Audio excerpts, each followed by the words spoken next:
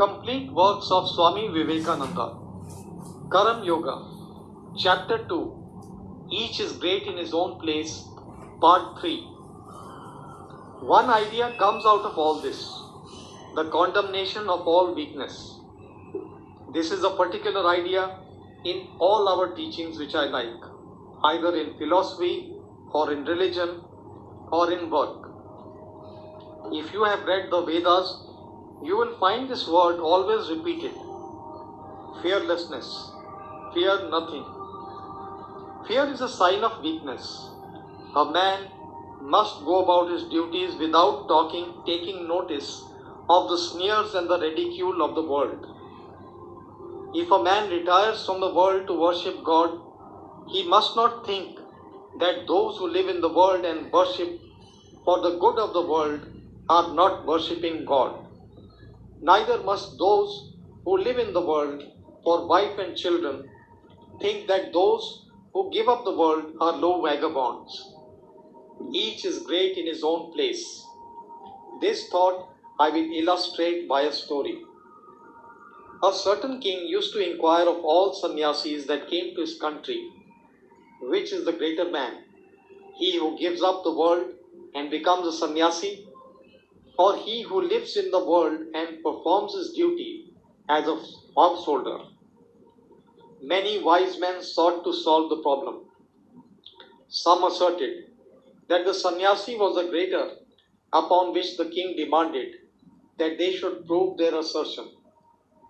When they could not, he ordered them to marry and become householders. Then others came and said, the householder who performs his duty is the greater man. Of them too, the king demanded proofs. When they could not give them, he made them also to settle down as householders. At last there came a young sannyasi, and the king similarly inquired of him also. He answered, each, O king, is equally great in his place. Prove this to me, asked the king. I will prove it to you, said the sannyasi, but you must first come and live as I do for a few days, so that I may be able to prove to you what I say. The king consented and followed the sannyasi out of his own territory and passed through many other countries until they came to a great kingdom. In the capital of that kingdom, a great ceremony was going on. The king and the sannyasi heard the noise of the drums and music, and heard also the criers. The people were assembled in the streets in gala dress, and a great proclamation was being made. The king and the sannyasi stood there to see what was going on. The crier was proclaiming loudly that the princess, daughter of the king of that country, was about to choose a husband from among those assembled before her. It was an old custom in India for princes to choose husbands in this way. Each princess had certain ideas of the sort of man she wanted for a husband. Some would have the handsomest man, others would have only the most learned, others again the richest, and so on. All the princes of the neighborhood put on their bravest attire and presented themselves before her. Sometimes they too had their own criers to enumerate their advantages and the reasons why they hoped the princess would choose them. The princess was taken round on a throne in the most splendid array and looked at and heard about them. If she was not pleased with what she saw and heard, she said to her bearers, move on. And no more notice was taken of the rejected suitors. If, however, the princess was pleased with any one of them, she threw a garland of flowers over him, and he became her husband. The princess of the country to which our king and the sannyasi had come was having one of these interesting ceremonies. She was the most beautiful princess in the world, and the husband of the princess would be the ruler of the kingdom after her father's death. The idea of this princess was to marry the handsomest man, but she could not find the right person to please her. Several times these meetings had taken place, but the princess could not select a husband. This meeting was the most splendid of all. More people than ever had come to it. The princess came in on a throne, and the bearers carried her from place to place. She did not seem to care for anyone, and everyone became disappointed that this meeting also is going to be a failure. Just then came a young man, a sannyasi, handsome as if the sun had come down to the earth, and stood in one corner of the assembly watching what was going on. The throne with the princess came near him, and as soon as she saw the beautiful sannyasi, she stopped and threw a garland over him. The young sannyasi seized the garland and threw it off, exclaiming, "What nonsense is this? I am a sannyasi. What is marriage to me?" The king of that country thought that perhaps this man was poor, and so dared not marry the princess, and said to him, "With my daughter goes half my kingdom now, and the whole kingdom after my death," and put the garland again on the sannyasi. The young man threw it off once more, saying, "Nonsense, I do not want to marry," and walked quickly away from the assembly. Now the princess had fallen so much in love with this young man that she said, "I must marry this man or I shall die," and she went after him to bring him back. Then our other sannyasi, who had brought the king there, said to him, "King, let us follow this pair." So they walked after them, but at a good distance behind. The young sannyasi who had refused to marry the princess walked out into the country for several miles.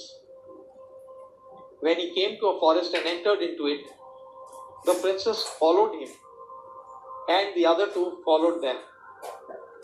Now this young sannyasi was well acquainted with the forest and knew all the intricate paths in it. He suddenly passed into one of those and disappeared, and the princess could not discover him. After trying for a long time to find him, she sat down under a tree and began to weep, for she did not know the way out. Then our king and the other sannyasi came up to her and said, "Do not weep. We will show you the way out of this forest, but it is too dark for us to find it now. Here is a big tree. Let us rest under it, and in the morning we will go early and show you the road." Now a little bird and his wife and their 3 little ones lived on that tree in a nest. This little bird looked down and saw the 3 people under the tree and said to his wife, "My dear, what shall we do? Here are some guests in the house, and it is winter, and we have no fire." So he flew away and got a bit of burning firewood in his beak and dropped it before the guests, to which they added fuel and made a blazing fire. But the little bird was not satisfied. He said again to his wife, "My dear, what shall we do? There is nothing to give these people to eat, and they are hungry. We are householders. It is our duty to feed anyone who comes to the house. I must do what I can. I will give them my body." So he plunged into the midst of the fire and perished. The guests saw him falling and tried to save him, but he was too quick for them. The little bird's wife saw what her husband did, and she said, "Here are 3 persons, and only 1 little bird for them to eat. It is not enough. It is my duty as a wife not to let my husband's effort go in vain. Let them have my body also." Then she also fell into the fire and was burned to death. Then the 3 little baby birds, when they saw what was done, and that there was still not enough food for the 3 guests, said, "Our parents have done what they could, and still it is not enough. It is our duty to carry on the work of our parents. Let our bodies go too." And they all dashed down into the fire also. Amazed at what they saw, the 3 people could not, of course, have eaten these birds.